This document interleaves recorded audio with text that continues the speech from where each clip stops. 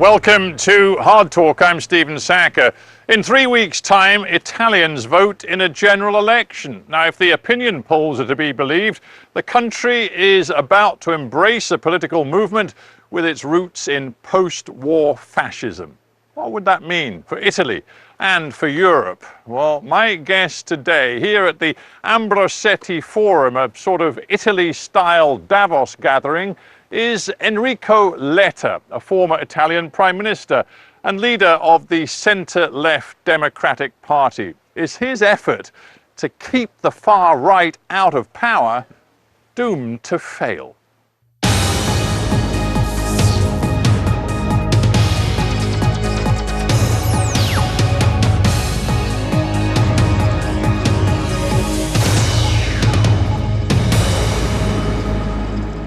Enrico Letta, welcome to Hard Talk. Thank you so much for the invitation. We appreciate your time, particularly because you are in the middle of a fiercely fought election campaign.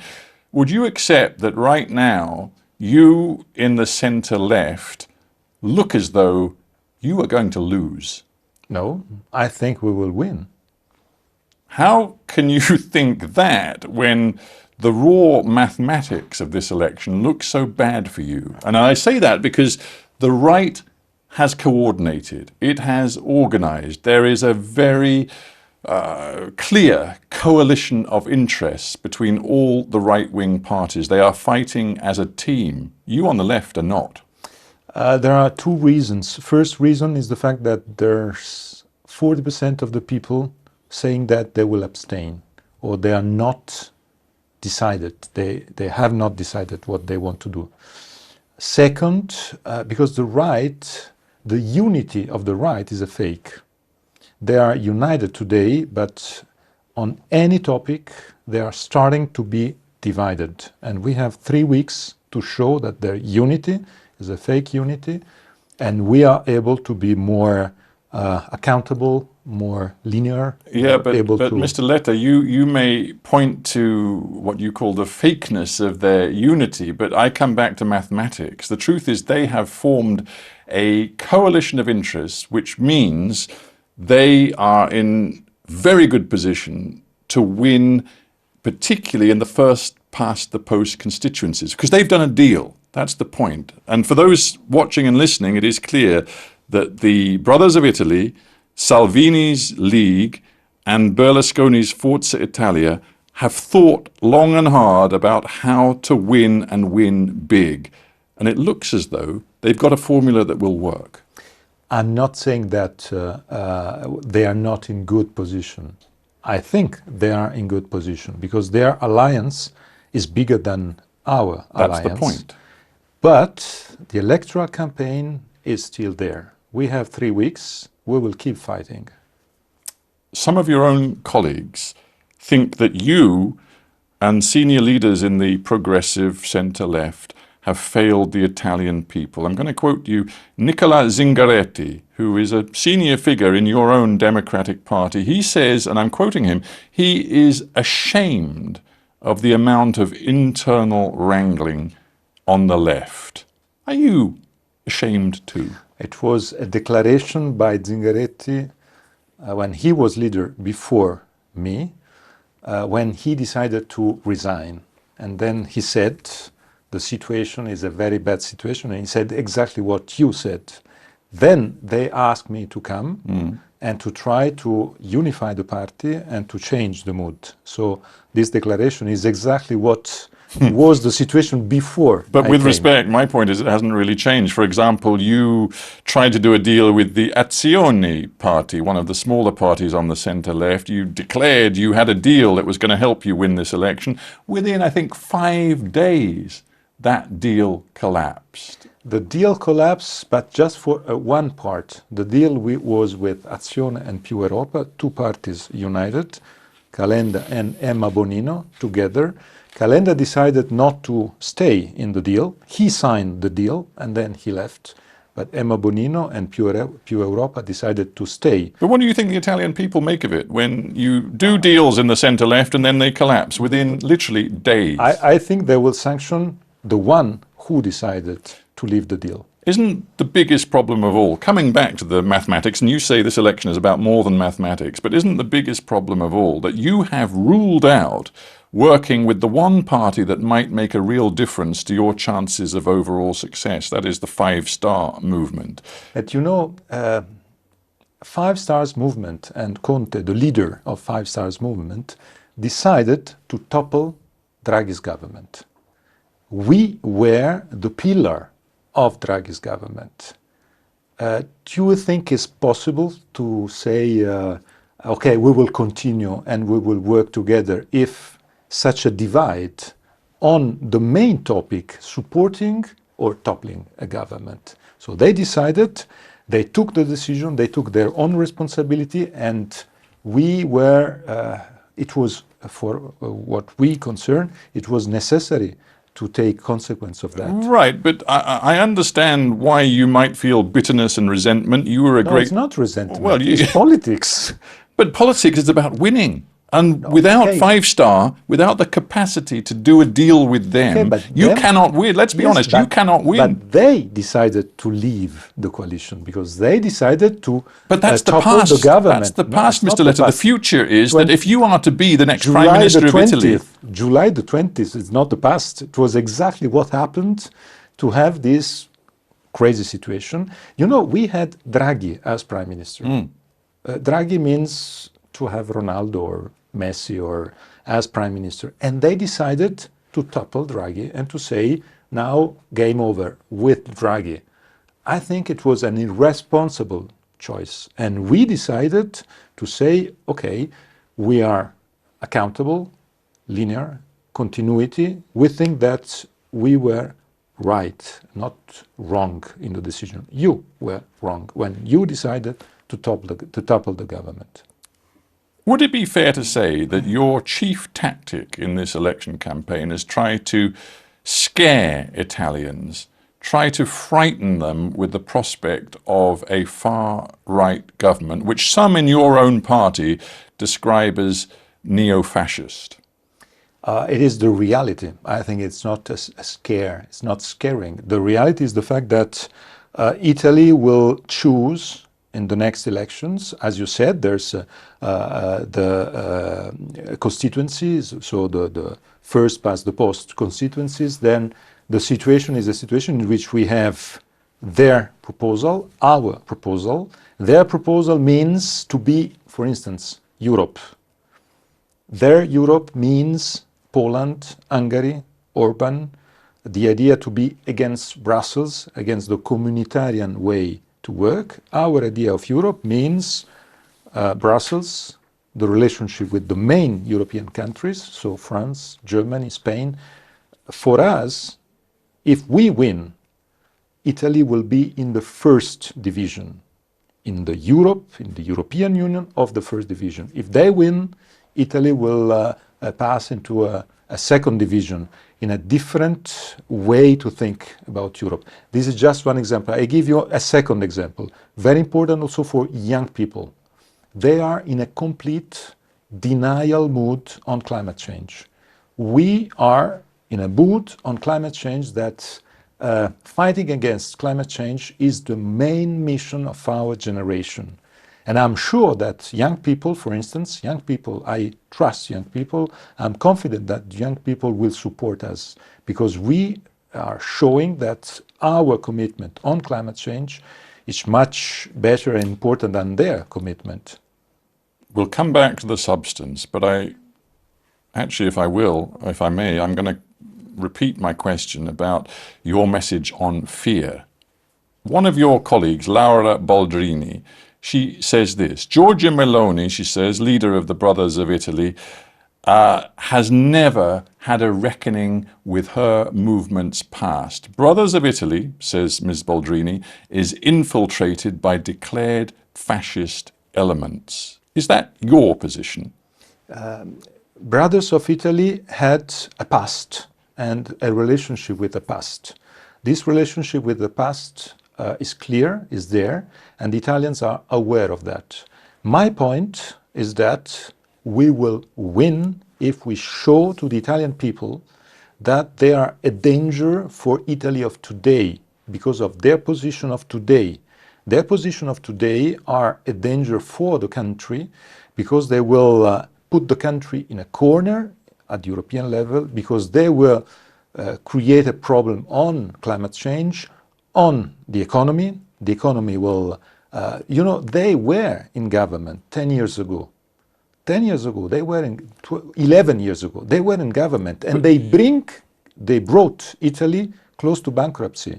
They will bring Italy in a situation in which, on individual rights, for instance, part of the country won't be part of the family of being part of this community. Which parts of the country? The LGBTQI, for instance, community.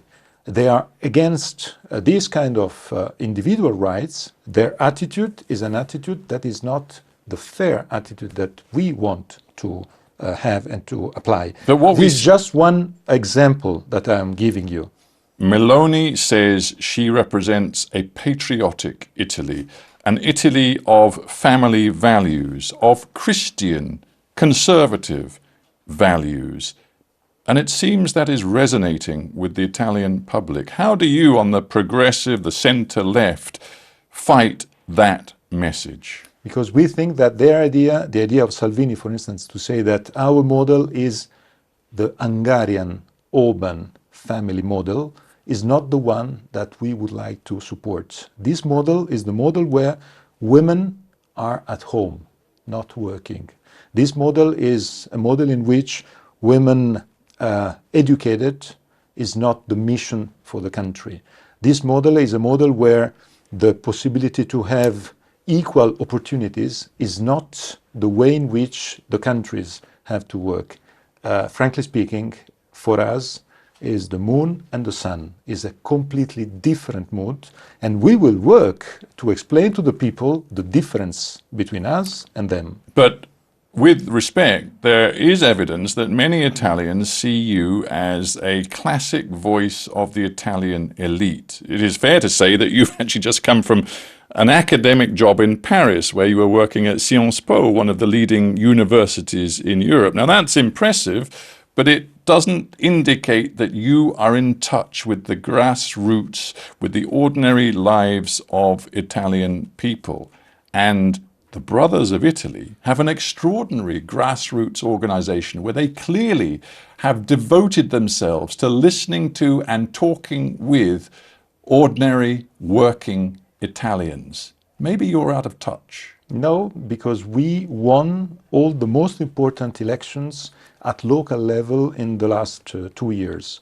It is the demonstration that the mayors in Italy, we won the largest part of the mayors in Italy. So when we go to the ground, we are showing that our party is a party of the people. It's a party where boots on the ground, we are there. We are a very popular party. And I have to say also, our main proposal is to say on the tax side of the program is to lower taxes on labor. Because we think that the main problem of the country in Italy is the fact that taxes on labor are higher than taxes on finance. And we think that we have to push to boost labor, workers, and we think that is our also mission. We are a party coming from the progressive side. And progressive side means also having the possibility to help workers to have a better life. But you are also seen as the party perhaps of the status quo. You talk about your admiration for Draghi. Frankly, in recent years, Italy has not looked to many Italians like a country that has solutions to problems. Take one big challenge, migration. If one looks at the figures, if one looks at the figures, most recent, this year, in the first half of the year, 34,000 migrants arrived in Italy by sea, much higher than the year previous. It's a problem that is growing, and the current status quo doesn't appear to have answers. The right say they will completely change the situation by a naval blockade, ensuring that no migrants get into Italian waters. You don't have a solution. Is a fake solution. You know very well that the naval blockage is a fake solution, useful only for political rallies before the electoral campaign. There's no naval blockage that is possible to be applied. So you're saying there is no solution to the migration problem? No, there is no solution with a naval blockage. It's just an idea for, a rhetoric idea for propaganda during the electoral campaign. The migration problem needs a solution at the European level. But you mentioned... But with respect, we've heard that year on year on year, and none of the solutions that the Commission, that Brussels have come up with have worked. None of them. You mentioned figures that are not showing that there's an invasion of Italy. We are not under invasion. The main problem on migration, if I have to say, the main problem on migration is the hundreds of thousands of young Italians leaving the country to going abroad to find a job. This is my mission, our mission, is to solve the problem of migration. That is the main problem of migration, to help these young people to find a solution, to find a job. The rest is manageable with the cooperation with the rest of Europe. Of course, you mentioned the problems of the European Union on that, and you're right. I'm not saying that there's no problem at European level, but the main problem is the fact that Europe needs decisions at unanimity on these topics. But how urgent is this problem? Because we see in Lampedusa, for example, we see ordinary Italian people saying enough is enough. We see violence, frankly, on the streets of Italian towns and cities directed at migrants. It is not the number one problem, even for Italians. If you ask in the polls which is the main problem today for Italy, jobs, energy costs, these are the two problems. Migrants, we are talking migrants because we are in electoral campaign, and because Salvini and Meloni are raising the flag, because they want to scare people. They want to scare people. But talking of scaring people, you have suggested that if Giorgia Meloni becomes Prime Minister of Italy, Italy will no longer get the huge financial support that is currently coming from the European Union. There's, 200 billion euros of support Italy is going to get over the coming years. You say that will be cut off. Giorgia Meloni says that is entirely untrue. She is committed, she says, to working with the EU and respecting the EU's demands of Italy. It's not true. She said she wants to renegotiate this deal. And she said she will try to work with Brussels. She didn't say she'd walk away from the table. It is not renegotiable because this deal is done. The Italian parliament voted with a large majority. She didn't, because she were at the opposition against Draghi. But the rest of the majority, even Salvini and Berlusconi, in her today support, they voted in favor of the plan. And the plan is there. This European money is the future of the country. If they lose this money, if they win the election, if they lose this money because they are mismanaging the relationship with Brussels, the responsibility will be enormous. So my point is that they have, if whoever wins the elections has one mission, to apply this money, this plan, and to show that maybe for the first time Italians are good in spending the European money. There's one important aspect of this we haven't touched on, that is Italy's international role. And right now, of course, as part of the European Union and NATO, Italy is one of the partners confronting Vladimir Putin's aggression in Ukraine. Your message, again, talking of fear, your message seems to be that NATO partners, EU partners should fear that the right would fundamentally change Italy's position on Putin, on the Ukraine war. What evidence do you have for that? It is not because of Meloni on that, because Meloni took a right position, even if she were at the opposition. She were in the opposition, but she supported Draghi's government in taking the position against Putin. My fear is about Salvini and Berlusconi. Salvini and Berlusconi took very ambiguous positions in these months, very ambiguous positions. And I'm sure that if the right wins in Italy, the one who will be the happiest the night of the 25th of September would be Vladimir Putin. The second one will be Trump, and the third one will be Orban. But the first one will be Putin. You've claimed that Russia is meddling in this election, just as you claimed that Russia meddled and tried to facilitate the downfall of Mario Draghi. Where is your evidence? Because I've seen you produce no specific evidence. But the most important evidence is the fact that the energy cost crisis is happening now. And Italy is the country with Germany. Yes, is now. But that's not evidence that Russia is actively trying to intervene in Italian politics. But this point about the energy cost, as you know, is the most important point of the electoral campaign. If they continue to put the country in difficulty because of the cost of energy, that will create for the right in Italy an enormous boost. At the beginning of the war, on the eve of the invasion, I believe Italy's economy was, in terms of its usage of gas, 40% reliant on Russian gas. In this coming winter, you are not going to have access to that level of Russian gas. You may not get much Russian gas at all. What is your prescription for how Italy copes with this massive energy shock?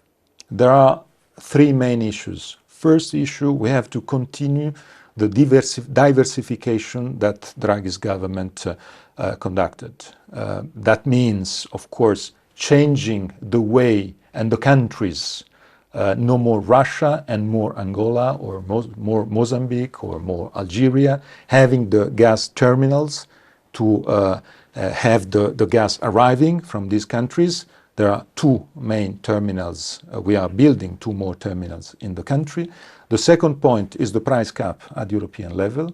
That is exactly what von der Leyen and the rest of the European leaders are discussing in these very days. And the third point, we have to help Italian companies, and we have to help them cutting taxes on energy. Otherwise, the Italian companies' competitiveness will be at risk. And I have to say, it is not just for Italy, also for the rest of Europe. If one looks at the big three West European countries, France, Germany, Italy, inside the EU, Italy could be on the threshold of becoming the first of them to embrace a far-right government. The stakes are high. Do you think the Italian people understand that? The Italian people are wise, and I'm sure that they will understand. Until now, maybe because we were in August and the electoral campaign just started, the awareness is not complete. This is why I think our chances are there, and we will keep fighting until the last day of the campaign to make Italian people completely aware. If you lose, how worried about the consequences are you? Of course, it depends on the result. But I am confident that the country will understand in the next 3 weeks. And if we lose, of course, we will keep fighting from the opposition. Enrico Letta, I thank you very much for joining me on Hard Talk. Thank you. Thank you.